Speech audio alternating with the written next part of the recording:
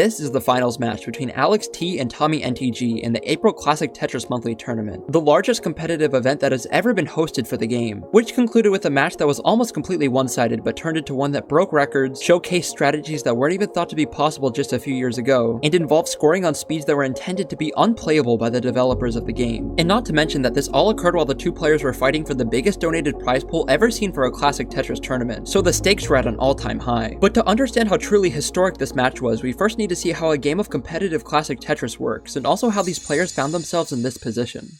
Just 1 year ago, both Alex and Tommy were one game away from facing each other in this exact same tournament, the April Classic Tetris Monthly Mega Masters event. This tournament was created to be the defining online Tetris competition, with 2022's installation featuring a bracket size of 32 players and a prize pool of over $6,000. Games in this style of tournament are played in a format where two competitors attempt to outscore each other before two things happen. A mistake or sequence of mistakes causes their stack to pile up to the top of the screen, or the speed of the game becomes too difficult to deal with. For top players, this speed tends to be level 29, the developer-intended kill screen that in this format takes place 230 lines in and features piece falling speeds of 1 row per frame. So players attempt to score as efficiently as possible before this phase by creating setups to clear 4 rows at a time with a long bar, a move that's known as a Tetris and scores several times higher than any other line clear a player can do. And in this tournament, Tommy won early on by scoring very efficiently with a high Tetris rate, edging out his opponents in score by the time they reached level 29. Meanwhile, Alex used a remarkable button technique to gain a competitive advantage, as he was able to move pieces in-game at up to 20 times a second by rapidly pressing the directional buttons, a skill that allowed him to pile on points past level 29 and also perform some incredible moves that wouldn't have been possible otherwise. These strategies that both players employed allowed them to earn a combined 3 Classic Tetris Monthly titles up to this point, but the two of them faced a new playstyle in the Mega Masters event, a technique that was given the name rolling after it was introduced by Cheese in 2021, and it allowed for lateral piece movement of up to 30 times a second. Fractal used rolling to outscore and subsequently sweep both players, being able to not only survive on the kill screen, but also pile on Tetrises, something even Alex couldn't reliably do, and Fractal would go on to win the tournament. So after a crushing defeat, both Alex and Tommy used this event as a catalyst to learn rolling, and after 12 months of practice, the two of them had effectively mastered the playstyle, with Alex and Tommy able to play at previously unseen heights in level 29 speeds. And given that timing, they were prepared to show off their skills against the immense field of players seen in this April's installation of the Mega Masters tournament. 2023's Mega Masters had two notable changes from the previous year. First, the bracket size ballooned from 32 to 78 players, and second, the addition of an extra phase of gameplay, the super kill screen, a speed seen on level 39 that is twice as fast as level 29, meant to force rolling players into stacking aggressively on the later levels. None of these obstacles would stop the two of our contenders though, with Tommy storming through his side of the bracket while defeating former CTM champions Brodadep and Doge as well as perpetual contender Sidnev, and with Alex taking out top players Opox and Rhubarb as well as CTM champ SV and 2-time world champion Dog playing Tetris. But these victories would cause both players to clash in the very last match of the tournament, with their long stretch of victories being a precursor to a final boss battle of sorts. And this was not their first time facing each other, with the two of them having a history of 5 matches dispersed across 3 years, with Tommy ousting Alex in 4 of those. But their 6th contest presented the highest stakes ever seen in the online Tetris format, so after some coordinated Capri Suns, they were ready to begin the best of 5 set. During the early phase of Game 1, Tommy showcased the ideal strategy for scoring, setting up a board that slants downwards towards the right with a column open for a long bar to score a Tetris. But Alex's play was a bit more carefree and reckless, something we'll see pay off at later levels, but for now was hurting him, and it caused him to fall behind Tommy as both players enter the level 19 transition, the second phase where the speed increases and levels increment every 10 lines. Alex got caught in some perilous situations during this phase, but with his rolling he was able to drill down his stack before things got too dire. But just a few lines from the speed change to level 29, Alex was about 200,000 points behind as Tommy crossed the mark of 1 million points in level 27, with the first digit of his score turning into an alphabetical representation of scores above 999,000. Alex took a single to enter level 29, but he's still behind by over 4 Tetrises, which would be a difficult deficit to make up for unless Tommy were to top out immediately after the speed up. So he has to stack for Tetrises, deciding to build 1 row off the bottom. But as he does this, he gets a Z, which he has no clean spot for. He could burn 1 line by stashing it in the gap, but he knows after this he's getting a square, which would leave an awkward space in columns 5 through 7. So he drops it directly into the center of the stack, which leaves a gap that can only be cleanly resolved by tucking an L or burning a vertical T piece. And then he gets that L to tuck it cleanly, with virtually no margin for error. At this point he's just holding out, burning the J for a double, but then he basically cuts off his right side, so he needs something to lower the stack fast. And after waiting for so long, he finally gets the long bar for a Tetris, which this late in the game is worth 37,000 points. But his board is just too unstable, and with him misdropping the S piece, he'd top out and end the game just below 900,000 in score. Meanwhile, Tommy made a statement opener with his score being just above 1.1 million, taking game 1. For both players, this game only scratched the surface of the potential that could be seen past level 29, but the next game would unfortunately take us in the opposite direction. Game 2 saw a respectable pace from both players as they entered the late post transition, but just 2 levels before 29, Alex had a cascade of misdrops that left him scrambling to lower his stack before the speed change. And in some attempt of desperation, Alex builds for a Tetris 10 rows up, but doesn't get the long bar in time, giving game 2 to Tommy. Suddenly, this matchup is looking completely one-sided, and for Alex, this is nearly uncharted territory. In 176 matches, he had swept his opponents 3-0 almost 70 times, but he had only been swept 7 times. So to have it happen to him in the finals would be almost unprecedented, but he was only 1 game away from that outcome. With the pressure of being on the ropes, Alex's play made a full 180 as he was set up to enter the level 19 transition at over 650,000 in score, while it would be Tommy who'd encounter a precarious situation as he built for an aggressive Tetris setup in column 3. This placement of the T while attempting to burn 0 lines gave the upcoming square piece one less place to be, and since he's halfway up the board, Tommy doesn't have enough time to adjust the square to a spot where the upcoming S can be stacked cleanly. So after this awkward placement, he just gets completely thrown off rhythm, causing him to top out. Meanwhile, Alex was able to keep his stack clean and had managed to extend the lead to over 8 Tetrises, a clear departure from his previous 2 losses where he was scrambling to keep up with Tommy. And this signals a shift in Alex's play, something not uncommon for him, where he would struggle to calibrate to tournament play early on, but then could on a whim adjust to become the greatest competitive Tetris player on earth. And if this was any indicator, he was just getting started. Game 4 featured something not seen in this entire set so far, both players ready to enter level 29 with completely clean boards, as Tommy got a Tetris to enter the speed change and then another one shortly after. And as both players adjusted to the speed up, their strategies for playing the kill screen began to diverge. The stacking strategy used by both players to maximize on Tetrises before level 29 involved an open column on the right side, known as a well. And that's because long bars spin with a bias to the right, so while it requires a full 5 inputs to get a long bar all the way left, 1 input is saved with this setup. And it goes a very long way when a game can be decided by a matter of frames. So Tommy incorporates this framework into his play to pile on Tetrises into level 31. Meanwhile, Alex does something entirely different, setting up a perilous center well by stashing pieces to either side. And this might seem like the right move when considering that with this setup, the long bar is able to travel virtually no distance for Tetrises. But remember that with the center well, Alex is basically maintaining 2 independent stacks on completely opposite sides of the board, a daunting task on any speed, let alone the kill screen. But he's making it work, stacking squares to the right while burning in the center to get Tetris ready, holding out for the bar and keeping up with these tricky burns while avoiding blocking the well and finally getting the Tetris into level 33 to retake the lead. Meanwhile, Tommy plays it a bit safe, seeing that this long bar could be used to get Tetris ready, but knowing that any piece burned in the well other than a long bar would block the hole and could compromise the board. So he takes the triple, and while he's busy attempting to set up for a Tetris again on a jagged stack, check out this situation on Alex's board, where after he places a long bar flat, he seemingly misflips the following L piece last second, a move that now covers his well with 2 rows of block, something that might have thrown him off rhythm if this move dictated his next placement. But he opens the well right back up in just 3 pieces and Tetrises to extend the lead, and now Tommy has to fire back, with him committing to a board height of 8 rows as he just barely slides over a long bar not once but twice to fly past 1.3 million, and Tetris again to cross into 1.4. But this back and forth of leads distracts them from an upcoming brick wall, the super kill screen, which is so fast that it guarantees the game will end shortly after, and it's less than 40 lines away for both players. And this is also why we're seeing such high levels of aggression. The 2 of them are trying to put the game out of reach for the other player before that impassable barrier approaches. And both Alex and Tommy are holding rock steady until this, a glaring misdrop of the L that creates this awkward overhang for Tommy with just 20 more lines to score Tetrises. But without skipping a beat, he slides the long bar underneath, piles pieces to both sides of the gap, and most impressively flips this L to open up the gap and slot in the long bar right after it. But all of this time spent cleaning is time he's not getting Tetrises. Although Alex is mired up in a very similar situation, unable to capitalize on Tommy's mess of a stack. And as both players get clean, level 39 is approaching. Down by over a Tetris with 5 lines until the kill screen, Tommy commits to his final allotted Tetrises, dropping a long bar in the otherwise dangerous column 9 to get Tetris ready, getting the first one, setting up again, and getting the second Tetris to enter the super kill screen and have his stack top out. But not before taking the lead and rolling over the score counter, an artifact of the code that uncaps the score past 1 million, but itself is capped at 1.6 million. And at the same time that Tommy's game ends, Alex finds himself just 7,000 points behind. The problem is that at this moment, he's 1 line from entering level 39 himself, and there's only 1 correct move he can make here. A single won't be enough, a double doesn't cut it, and he's not set up for a Tetris. But almost instinctively, Alex takes a triple, a move that just barely edges out Tommy to take the game, with him playing for reassurance by clearing 5 more lines into level 39. And he will be forcing a deciding game 5.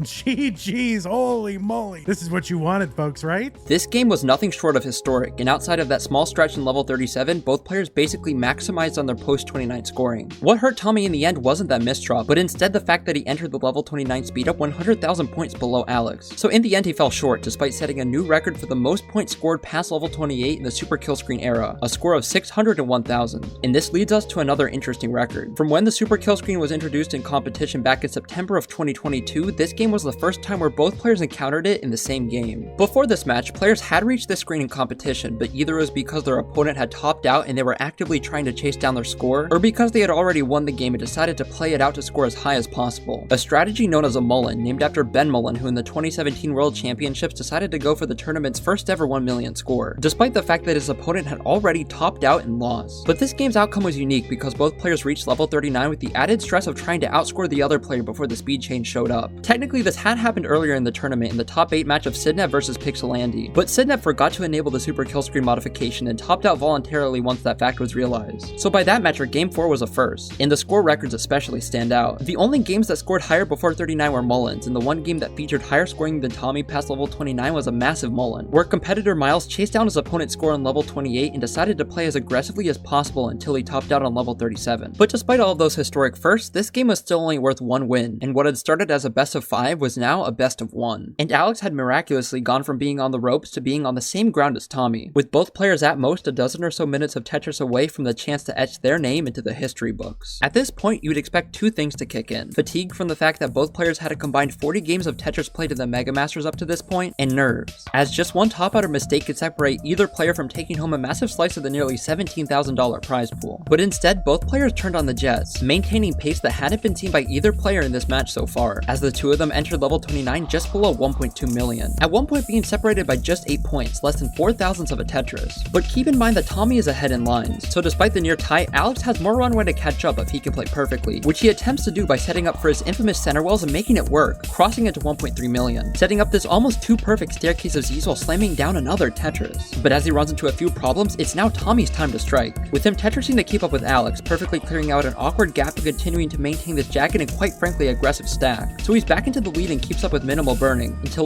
this square that couldn't get over to the left. A missed input that commits into a 9-high stack of blocks just to fill in that column, but he does have 3 rows of blocks that he can burn to lower the stack, although he can only clear 1 and unfortunately blocks off his burn column, so now he's forced to play on top, and after a few nice placements he makes an even worse blunder. This Z piece that was intended to get over to the left but now commits him to 8 columns, and if it's anything other than a long bar, it'll burn nothing. But he holds out and gets the bar over, a move that with perfect timing required speeds of 24 Hz, but more than likely was closer to 27 Hz. But he's still not in the clear yet, forced to place unhelpful pieces to opposite sides so he can downstack, easily getting the 4-high 5-tap as he's finally able to open his stack back up. And as Tommy's now able to build up from the bottom of the stack, Alex had the chance to jump out ahead by more than a Tetris, and he's also a handful of lines behind with room to extend his lead. But with one level before the super kill screen, Tommy sees his opening. He has 3 possible Tetrises he can score before 39, although the double he has to take wipes one of those off the board, but he has a backup. After scoring 1 Tetris, he sees a clean gap in column 4 and decides to work around it and set up, but 1 Tetris wouldn't be enough to take the lead, and when he doesn't use this long bar for a Tetris, it's clear to see what Tommy's final plan is. He continues to launch pieces to the side, sets down this bar in an uncomfortable spot, then enters level 39 with a Tetris. But he's not set up for another, so he slots in a bar in that gap, misses the next bar in a panic, but slides that 3rd bar in to score a miracle last second 39 Tetris. But after he tops out, the sinking feeling sets in. It's over for the 0.68, but it is not enough because Alex is already ahead. It wasn't enough, with Alex securing a historic reverse sweep to become the winner of the Mega Masters tournament. But not to discredit Tommy's effort, he was much closer to victory than it might seem, as just a level prior, Alex was stuck with this board, a blocked wall halfway up the screen, multiple dependencies, and a Tetris setup waiting to be uncovered. And it took this play, with a bar that just barely slid over 14 rows of blocks, to put the game out of reach. In the end, this move that caused a score difference of less than a Tetris resulted in a prize pool swing of more than $3,000. But on top of that, Alex put up historic numbers just a claw's way back from a near imminent defeat. In fact, if we look at the highest scoring of all 568 games played in April's Mega Masters, Tommy's performance in games 4 and 5 would have put those scores as 3rd and 1st for the entire event, if not for Alex besting them in the very same contest. And as the dust settled from this historic match, the scene began to consider what this tournament outcome meant for both competitors going forwards, and specifically their contention for running the table in October's World Championship. And for that, we can look at last year's Mega Masters, where after Fractal beat World Champ Dog in a close Game 5 decider, Dog placed 4th in Portland, while Fractal was the runner-up to rolling phenom Eric ICX. So with that in mind, the Mega Masters is most likely not the last we'll see of Alex and Tommy, but only time will tell.